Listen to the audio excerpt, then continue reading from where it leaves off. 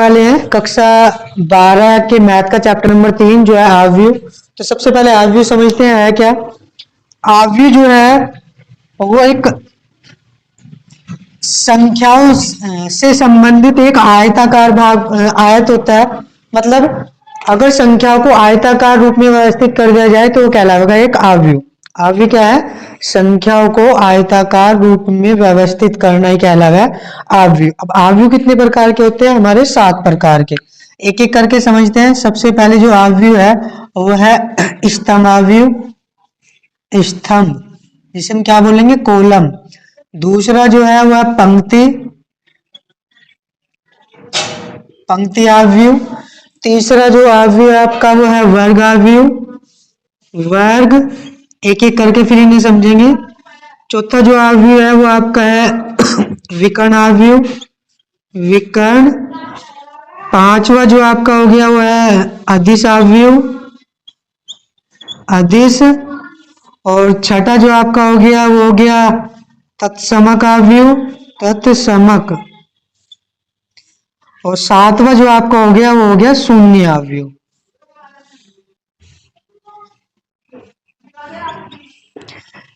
तो इन्हें समझ लेते हैं एक एक करके। 7 प्रकार के आव्यूह होते हैं। सबसे पहले स्तंभ, पंक्ति, वर्ग, विकर्ण, अदिश, तत्समक और शून्य आव्यूह। सबसे पहले समझते हैं स्तंभ आव्यूह। स्तंभ आव्यूह, स्तंभ आव्यूह यानी कि एक कॉलम आव्यूह। कैसे? स्तंभ या कॉलम। कॉलम किस तरीके से होता है? बिल्कुल सीधे रूप में। यानी कि अगर हम संख्याओं को इस रूप में व्यवस्थित करें जिसमें केवल लाइन में होंगे, केवल क्या होंगे? एक स्तंभ रूप में होंगे, जैसे 3, 7, 5, तो हम इसे बोल देंगे स्तंभ आव्यूह। ठीक है, कॉलम आव्यूह। लेकिन अगर हम इन्हें व्यवस्थित करें पंक्ति के रूप में 3, 7, 5, तो ये कहलाएगा आपका पंक्ति आव्यूह। वर्ग आव्यूह क्या होता है? यदि कॉलम और पंक्तियों की संख्या इक्वल कर दे, जैसे 3, 2, 5, 4, तो इसमें अगर देखिए तो कॉलम कितने हो गए? 1, 2, और पंक्ति कितनी हो गई? 1, 2। मतलब 2 ही पंक्ति है और 2 ही कॉलम है, तो इसे हम बोल लेंगे इसकी कोटि। 2 पंक्ति और 2 ही स्तंभ है तो हम क्या बोलेंगे उसे? वर्ग आव्यूह। तीसरा होता है विकर्ण आव्यूह। विकर्ण आव्यूह वो है, विकर्ण आव्यूह एक वर्ग आव्यूह होगा जिसके केवल विकर्णों में ही कोई अवयव हो, जैसे 3, 0, 5, सॉरी 0, 0, तो या 3 या 5 जो भी देना है, 0, 0, 0, यहां दे दिया जाए 8, तो हम इसे क्या बोल देंगे? हम इसे बोल देंगे विकर्ण आव्यूह, जिसके केवल विकर्ण में ही कोई अवयव हो उन्हें हम क्या बोल देंगे? विकर्ण आव्यूह। विकर्ण आव्यूह एक वर्ग आव्यूह होता है क्योंकि इसमें पंक्ति और कॉलमों की संख्या क्या होगी? बराबर होगी। इसके बाद है अदिश आव्यूह। अदिश आव्यूह भी विकर्ण आव्यूह होगा, लेकिन अगर इसमें तीनों की तीनों संख्या क्या हो? एक जैसी हो, तो हम इसे बोल देंगे अदिश आव्यूह। अदिश आव्यूह एक ऐसा आव्यूह होता है जिसके विकर्ण में ही कोई अवयव हो लेकिन तीनों के तीनों क्या हो? बराबर हो। विकर्ण आव्यूह में क्या आते हैं? तीनों अलग अलग होंगे, यानी कि हम इसे विकर्ण आव्यूह भी बोल सकते हैं और अदिश आव्यूह भी बोल सकते हैं। लेकिन अगर मैं यहाँ पे 5 लिखूं तो हम इसे क्या बोलेंगे? केवल विकर्ण आव्यूह, अदिश आव्यूह नहीं बोलेंगे, क्योंकि अदिश आव्यूह भी तीनों क्या होने चाहिए? इक्वल होने चाहिए। तत्समक आव्यूह, तत्समक भी ऐसे ही होगा, लेकिन इसके विकर्ण में क्या होंगे? केवल एक एक अवयव होंगे, 1, 0, 0, 0, 1, तो ये क्या कहलाएगा? तत्समक। या जैसे इस तरीके से 1, 0, 0, 1, तो ये क्या कहलाएगा? तत्समक आव्यूह, जिसे हम आई से डिनोट करते हैं। शून्य आव्यूह, शून्य आव्यूह वो है जिसके प्रत्येक अवयव क्या हो? 0, उसे हम क्या बोल देंगे? शून्य आव्यूह। तो 7 प्रकार के आपके होते हैं आव्यूह, जिसमें स्तंभ आव्यूह, पंक्ति, वर्ग, विकर्ण, अदिश और तत्समक और शून्य। ठीक है, तो ये 7 प्रकार के आपके होते हैं विकर्ण। अब देखते हैं इसकी एक्सरसाइज क्या है। 3.1 समझते हैं इसे अच्छे से। 3.1 को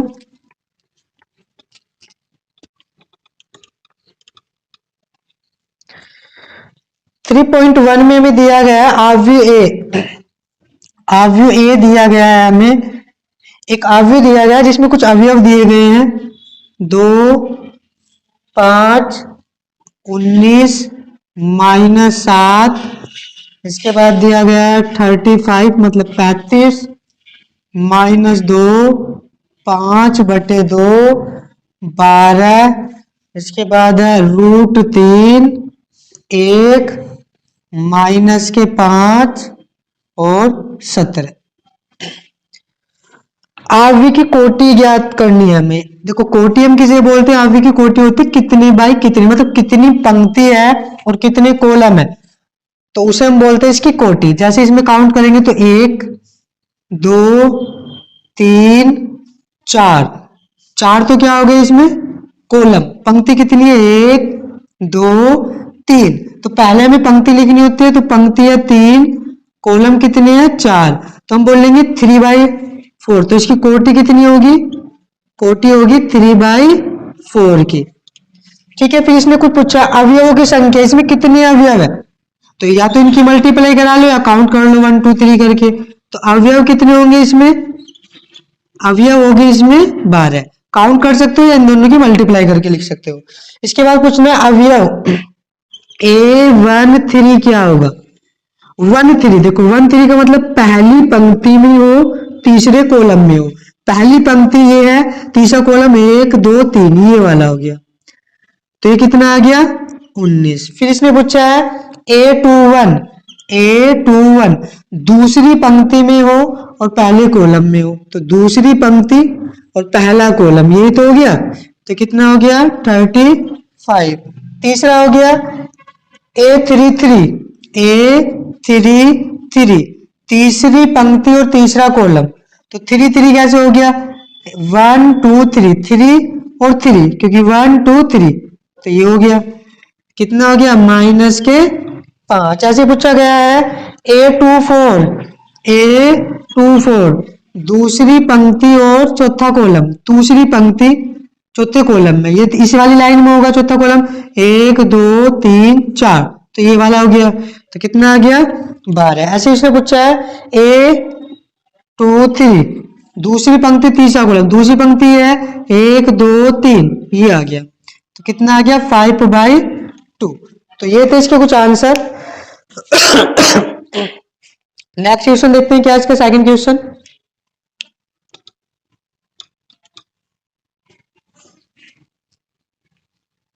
सेकंड क्वेश्चन में हमें दिया गया है यदि किसी अवयव में 24 अवयव हो, हमारे पास क्या 24 अवयव है, 24 अवयव का मतलब 24 संख्या है ये, तो हम इसे कितने प्रकार से लिख सकते हैं यानी कि व्यवस्थित कर सकते हैं, 24 संख्याओं को हम कितने प्रकार से व्यवस्थित कर सकते हैं। जैसे 24 की 24 संख्या इस तरीके से लिख सकते हो कि 1 2 3 4 5 6 7 ऐसे करके, यानी कि हम क्या लिख रहे हैं एक कॉलम है, पंक्ति कितनी है 24, तो हम लिख सकते हैं 24 × 1, 24 की 24 संख्या एक पंक्ति में लिख सकते हैं, सॉरी 24 की 24 संख्या एक कॉलम में लिख सकते हैं इस तरीके से, या फिर हम लिख सकते हैं 2 × 12 संख्या करके लिख दे, 12 इस लाइन में 12 इस लाइन में, या फिर लिख सकते हैं 3 × 8 3 लाइन में लिख दे, या फिर 4 × 6 4 लाइन में लिख दे,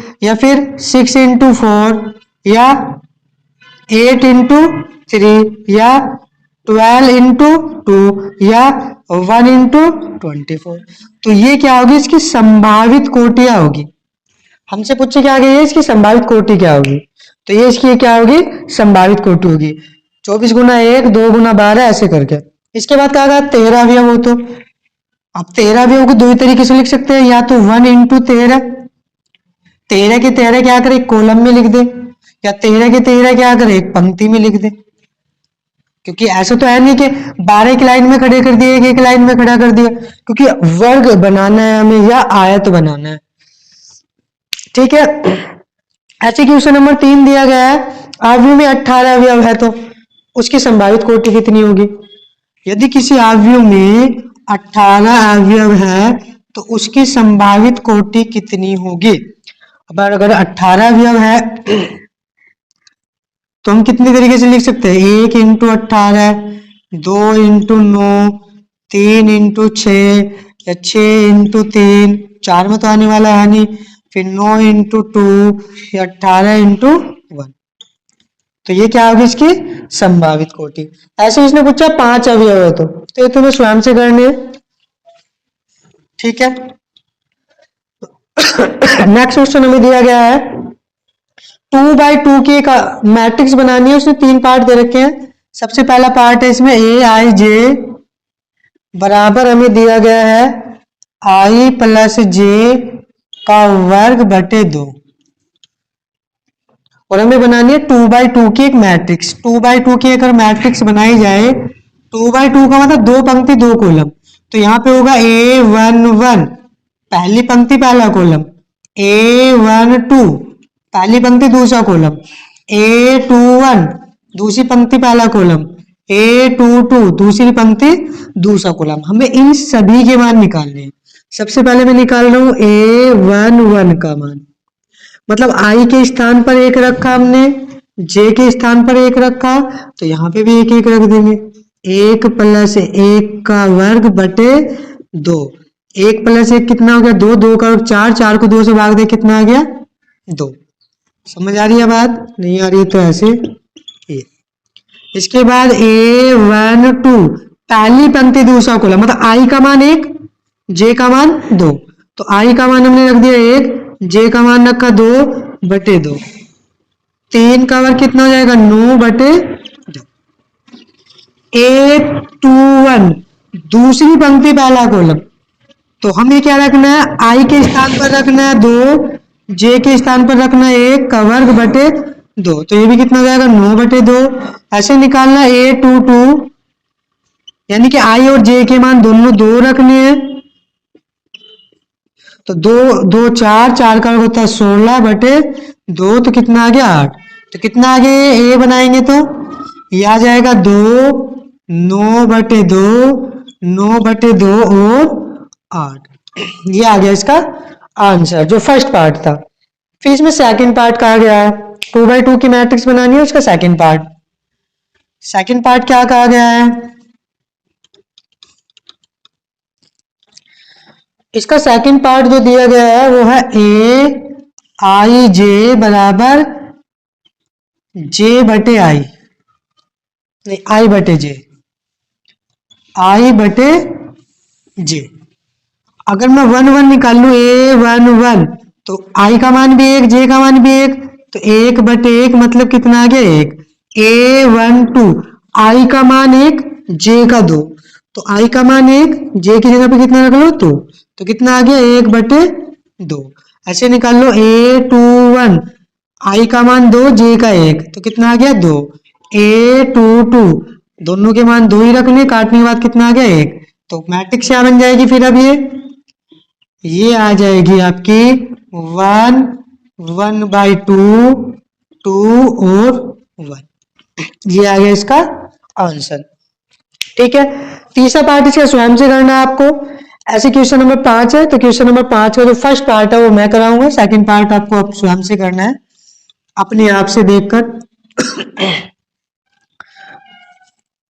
फर्स्ट पार्ट इसका दिया गया है Aij बराबर दिया गया है 1/2 mod -3i + j, ये दिया गया है, और हमें मैट्रिक्स बनानी है 3/4 की। a बराबर कितना बनाना है 3/4, 3/4 का मतलब 3 तो पंक्ति हो, A11 A12 A13, 4 कॉलम हो, A14 भी हो, A21 A22 A23 A24 A31 A32 A33 और A34, ये बनानी है। इसकी कोटि होगी 3/4 की, 3 पंक्ति और 4 कॉलम हो। तो सबसे पहले A11 निकालना है हमें, A11 तो 1 बटे 2 -3 गुना 1 + 1। अब क्योंकि मोड़ लगा हुआ है तो प्लस होगा, क्योंकि मोड़ लगा हुआ है तो प्लस ही आना है। 3 ही कम 3 ही घटा दो, क्योंकि ये -a प्लस है, तो बचा कितना 2। तो ये आ गया 1/2 गुना, तो 2 को 2 से कैंसिल करेंगे 1, A12 1/2 -3 गुना 1 + 2, क्योंकि j का मान 2 रखना है हमें, i की जगह पे कितना रखना है 1, तो ये कितना बचेगा 1, क्योंकि 3 ही 3 2 घटाओगे 1, तो कितना बचेगा 1/2। ऐसे A13 -3 गुना 1 + 3, क्योंकि i के स्थान पर हमें 1 रखना है, j के स्थान पर कितना रखना है 3, तो कितना आ जाएगा 0, तो ये 0 आ गया। A14 1/2 -3 गुना 1 + 4, क्योंकि j का मान 4 रखना है, i का 1, तो 3 ही 3 4 घटेगा 1 बचेगा, तो ये कितना आ जाएगा 1/2। ऐसे निकालना है A21 कितना आएगा 1/2 -3 × 2 + 1, i की जगह पे 2, j की जगह पे कितना रखना है 1, तो 3 दूनी 6 घटाएं कितना बचेगा 5/2, ये वाला। इसके बाद A22 दूसरी पंक्ति दूसरा कॉलम, सॉरी 2 2 2 2 का मतलब क्या है -3 × 2 + 2, 3 दूनी 6 2 घटाओ 4, 4 को 2 से भाग दे कितना बचेगा 2।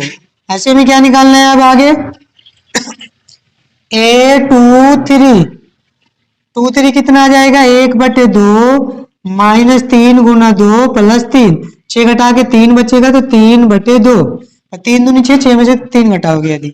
A24 1/2 -3 गुना 2 + 4, क्योंकि j की जगह पे 4 रखना है और i की जगह पे कितना रखना है 2, 6, 2 को 2 से भाग दे कितना आएगा 1, कैसे 3 दूनी 6, 4 घटा तो 2 बचा, 2 को 2 से भाग दे दो, मोड़ लगा हुआ तो प्लस ही आना है, ठीक है, माइनस की तो टेंशन ही नहीं है। फिर A31 कितना आएगा 1/2 -3 गुना 3 + 1, 9 में से 1 घटाओ 8, 8 को 2 से भाग देंगे 4। A32 1/2 -3 × 3 + 2, 9 में से 2 गया 7, तो 7/2। ऐसे निकालना A33 1/2 -3 × 3 + 3, 3 3 9 घटाओगे 6, 6 को 2 से भाग देंगे 3। A34 1/2 -3 × 3 + 4, 3 3 9, 4 घटाओगे कितना बचेगा 5/2। अब ये सारे के सारे मान इस अवयव में रख देने हैं और जो आएगा वो क्या आ जाएगा आंसर इसका, ठीक है। इसका सेकंड पार्ट आपको स्वयं से करना है। क्वेश्चन नंबर 6 देखते हैं इसका क्या है।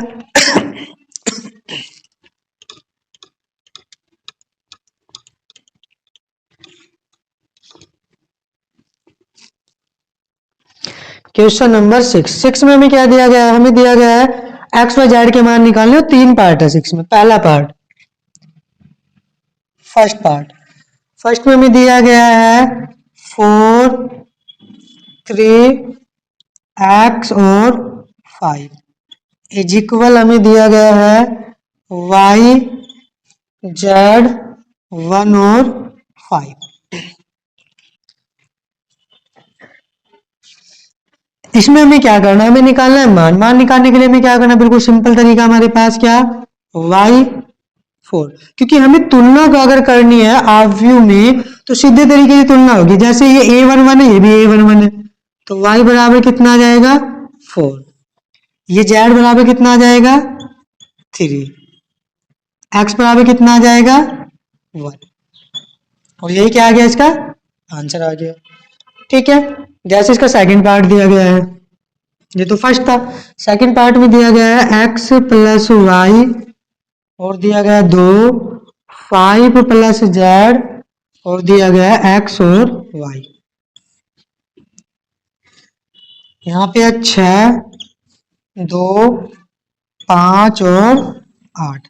अब अगर तुलना करें डायरेक्टली तो x + y बराबर किसके 6 के होगा, 2 बराबर तो 2 के हो गई, 5 + z बराबर किसके 5 के, इधर या घटा दो तो z बराबर कितना आ गया 0, और x y बराबर कितना आ गया 8, x y बराबर कितना आ गया 8। अब अगर इसे इक्वेशन फर्स्ट मान ले, इसे सेकंड मान ले, तो हम इन दोनों को सोल्व करके x y के मान निकाल ले। तुम्हारे पास एक तरीका है किस तरीके से, या तो द्विघात समीकरण बना लो। कैसे? हमें पता है दो मान जो योग है वो 6 है और गुणनफल कितना है 8 है। तुम्हारे पास एक फॉर्मूला होता है कि एक्स स्क्वायर माइनस एक्स योग प्लस गुणनफल, 10वीं में आपने पढ़ा है। तो एक्स स्क्वायर माइनस एक्स योग कितना है इनका 6, तो यहाँ 6 हो जाएगा और गुणनफल कितना है 8 बराबर 0। तो x square minus 6x plus 8 बराबर 0। तो यहाँ से x के मान निकाल लो, गुना करा के 8 जोड़ के 6, तो 4 दूनी 8, 4 और 2 मान निकल जाएंगे। एक तो तरीका ये हो गया कि यहाँ से हम x के 2 मान निकाल लें, x बराबर 4 आ जाएगा, x बराबर कितना आ जाएगा 2। यदि यदि x बराबर 2 हो तो y का मान कितना आ जाएगा फिर 4, क्योंकि योग 6 है। और यदि x बराबर 4 हो तो y का मान कितना आ जाएगा फिर 2। तो ये आंसर हो जाएगा। एक तरीका तो हो गया ये। दूसरा तरीका ये है कि हमें पता है कि x माइनस वाई का जो स्क्वायर होगा वो होगा x प्लस वाई के स्क्वायर के और माइनस 4xy के। यानी कि अगर मैं निकाल लू x माइनस वाई का जो स्क्वायर होगा, x प्लस वाई कितना 6, तो 6 का वर्ग करेंगे 36 माइनस 4 गुना एक्स वाई का मान कितना है 8, तो 8, 8 छंग 48। तो x माइनस वाई बराबर,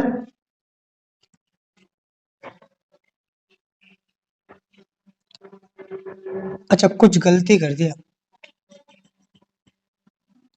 उल्टा लिखना था, ये थोड़ा सा गलती कर दिया भाई।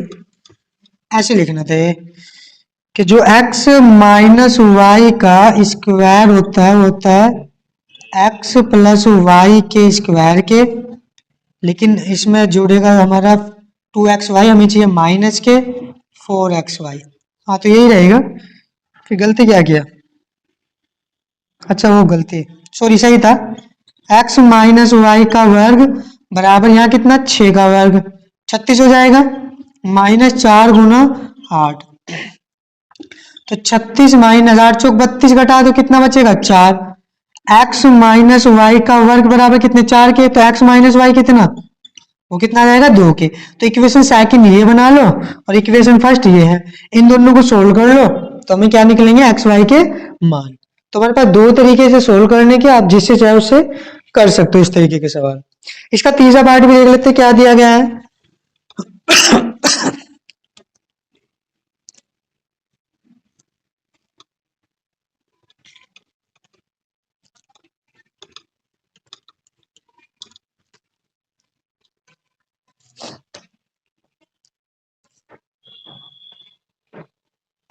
तीसरा पार्ट जो दिया गया है वो है x plus y plus z, दिया गया है एक्स प्लस जेड और दिया गया है Y plus Z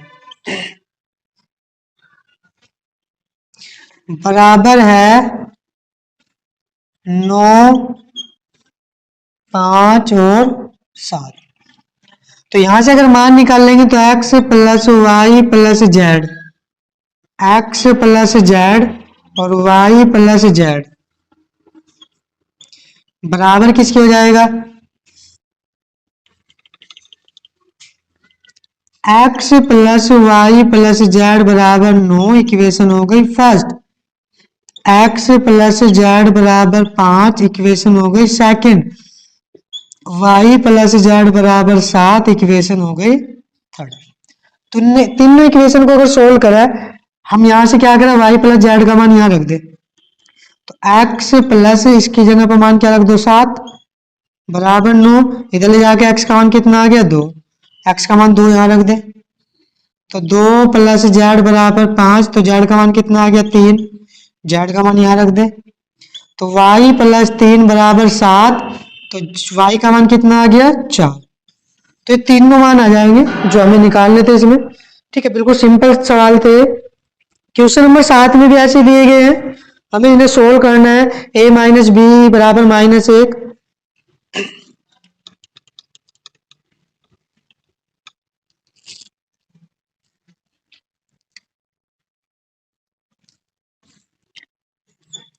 a minus b 2a plus c 2a minus b और 3c+d बराबर है -1, 5, 0 और 13। ये दिया गया है, हमें ABCD के मान निकालने हैं। तो सीधे से समीकरण क्या बनेगी, a माइनस बी बराबर -1, इक्वेशन फर्स्ट। 2a प्लस सी बराबर 5, equation second. 2a minus B बराबर 0, equation third. 3c plus D बराबर 13, इक्वेशन नंबर 4। अब इन्हें सोल्व करना है। कोई सी विधि से विलोपन, प्रतिस्थापन, वर्ज गुना किसी विधि से आप कर सकते हो, ठीक है। इसके बाद क्वेश्चन नंबर 8 दिया गया है, एक वर्गाव्य यदि, वर्गाव्य कब होता है, जब पंक्ति और कॉलमों की संख्या क्या हो, बराबर हो। तो अगर ए यहाँ पे कोई है और ये एम एन दे रखा है, एम मतलब पंक्तियों की संख्या, एन मतलब कॉलम की संख्या, अगर ये दोनों बराबर होंगे यानी कि एम बराबर एन हो तो क्या कहलाएगा, वर्गाव्य। तो क्या होना चाहिए, एम बराबर एन। इसके बाद क्वेश्चन नंबर 9 में दिया गया है, एक्स तथा वाई के प्रदत्त किन मानों के लिए अवयव के निम्नलिखित युग्म समान होंगे। अब उसने एक समीकरण दी गई है, उसने कहा निम्नलिखित युग्म समान होंगे, एक्स वाई के हमें मान निकालने के लिए कहा गया है। हमें दिया गया है क्वेश्चन नंबर 9 है, 3x प्लस 7